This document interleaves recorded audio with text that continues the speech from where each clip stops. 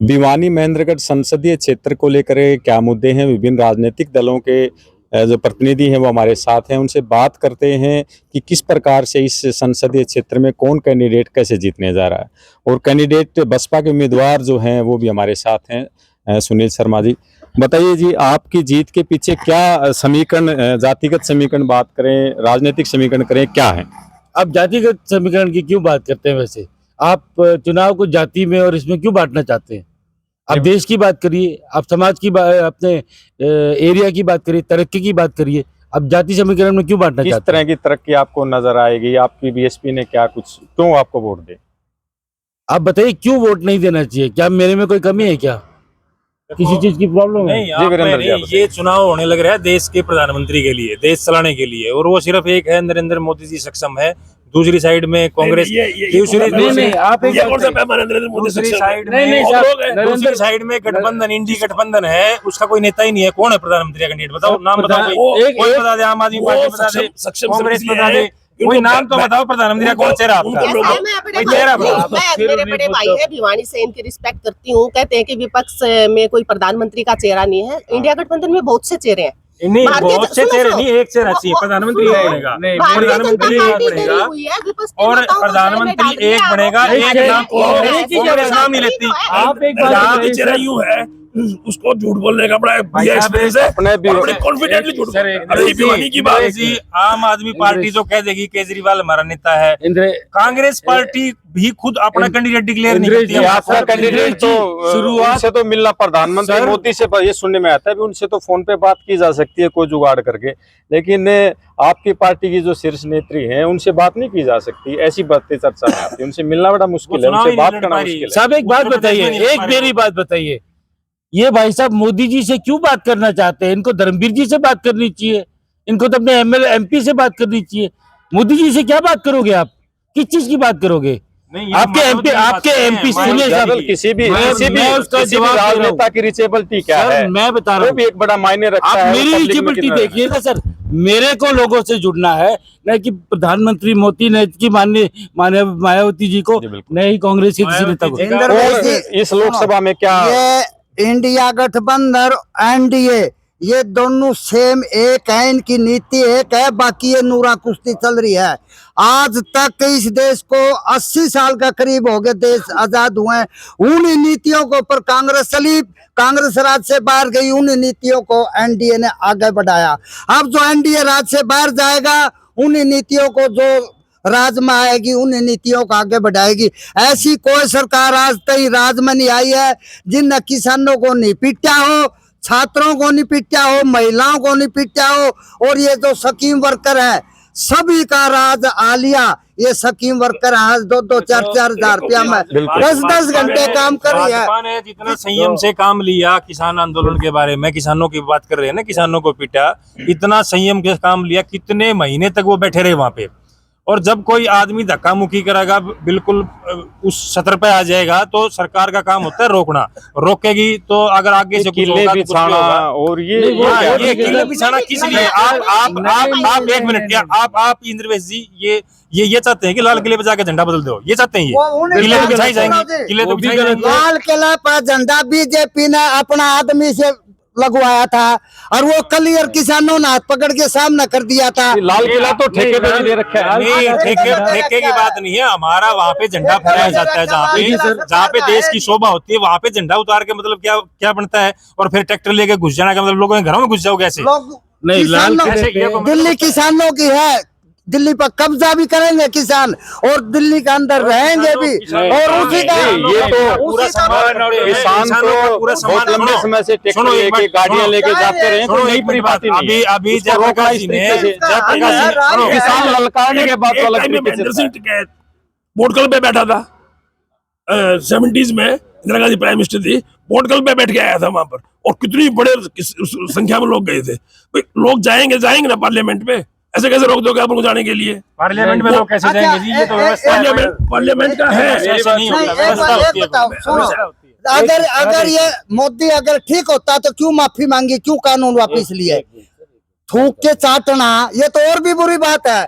इसने पब्लिक के दबाव में उनकी बात को मान लेना बुरी बात नहीं होती। नहीं, ये कानून गलत है और उसने मान लिया। और ये कानून वापस वैचारिक लिए। जनता चलती रहती ये है। तो सब लोगों को साहब, पता है कि ये कानून मेरी चलते हैं, बात ठीक है, सुनिए। सब लोगों को पता है मेरी इस बात बारे में। सुनिए, पहले तो ये बताइए कि मैं झंडे का मान सम्मान मेरे को पता है क्या होता है।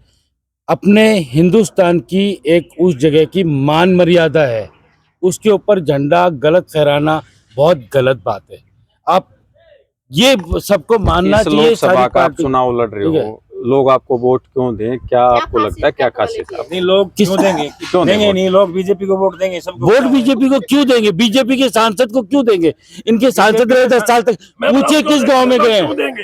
क्योंकि इनको झूठ बोलनी आती है, कन्विंस करना आता है, जाति पाति बांटनी आती है। यहाँ पर जो है राजनाथ आएगा, योगी आएगा, अलग अलग जाति के यहाँ के उम्मीदवारों को लेके क्या कहना है भिवानी नंदरगढ़ संसद? बैठ जाते हैं आराम से। भिवानी, ये तो मैं बताऊं, दोनों ये एक सी चीज है।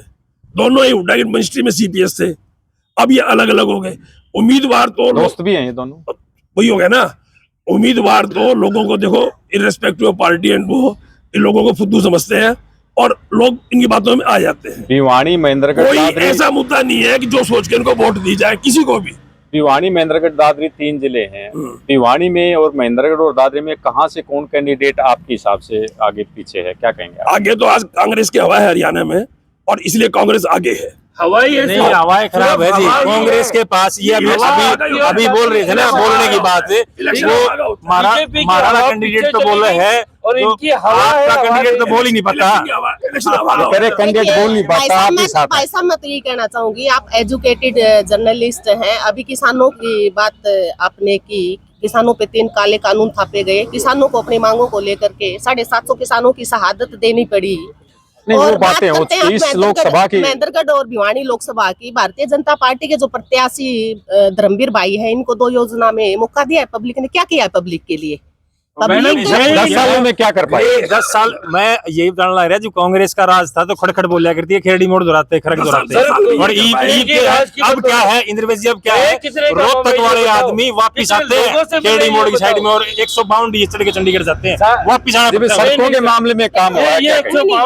मैं ये कहना चाहूंगी, लोगों से देखो, मिलने के हम लिए हर बनाइए। पार्टी के आप चुनिंदे पहुंचने के लिए बनाइए, पदाधिकारी मिलते हैं। हैं क्या? रोड के मामले में भारतीय जनता पार्टी ने कनेक्टिविटी जो की है बढ़िया है, लेकिन नहीं, वो तो रोजगार में गडकरी जी का नाम आता है, उनको तो महंगाई में रोजगार में पीछे है। रोड में कोई ऐसा नहीं है इनका, रोड बाद में बनता है, पहले टोल टैक्स लगता है। हमारा ही ये सारा है सब कुछ। हम पेट्रोल में देते हैं एग्रीवेल्यूएटर, रोड टैक्स।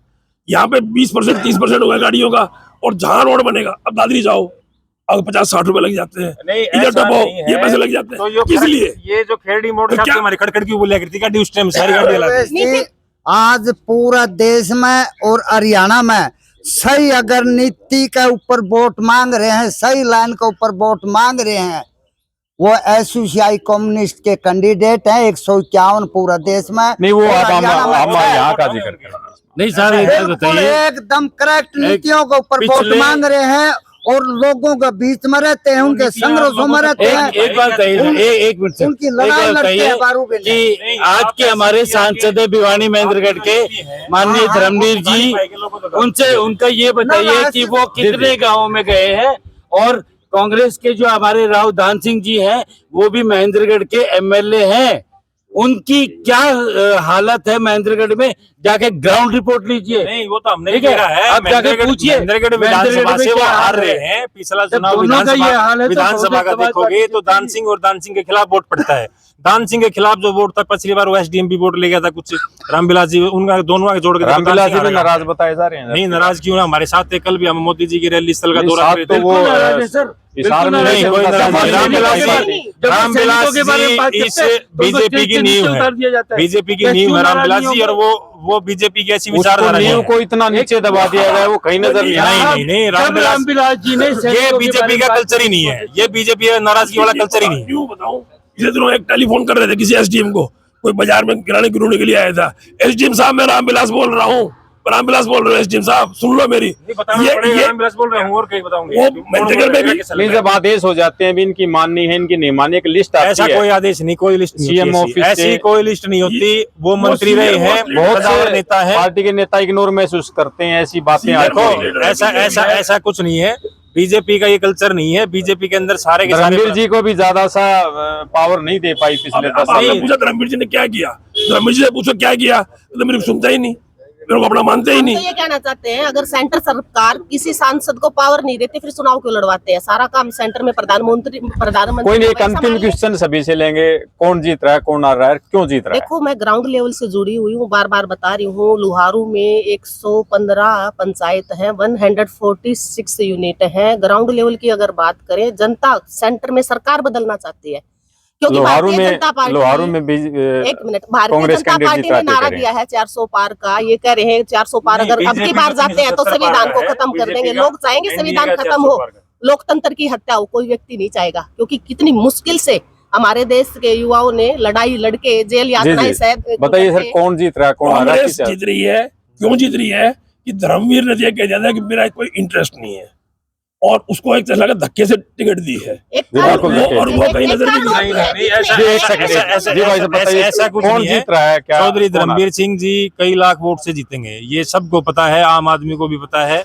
नरेंद्र मोदी जी देश के प्रधानमंत्री पिछली बना बार है। 4.5 से जीते थे, अब की बार कितने से जीतेंगे? भाई अब की बार ये तो आकलन नहीं कर सकते, तो हम पिछली बार भी नहीं कर पाए थे। हम भी उस टाइम भी नुका करते 2-2.5 लाख से जीतेगा, 4.5 से जीते, और अब कभी ये नहीं बता सकते, लेकिन कई लाख का जिक्र है तो कई लाख से जीतेंगे। मैं तो ये कहना चाहूंगी, एक जी मिनट बताइए, बोलना क्या चाहूंगी। कहेंगे, क्या बिल्कुल। समीकरण है? बहुजन समाज पार्टी से मैं जीत रहा हूं, इसमें कोई शक नहीं है, कोई डाउट नहीं होना चाहिए। उसके कारण भी हैं, क्योंकि जो चीज मैं बताऊंगा ये आपके नेता लोग बताने से कतराएंगे, क्योंकि वो अगर वो चीज मीडिया में बताएंगे तो इनका पूरा सिस्टम खराब हो जाएगा।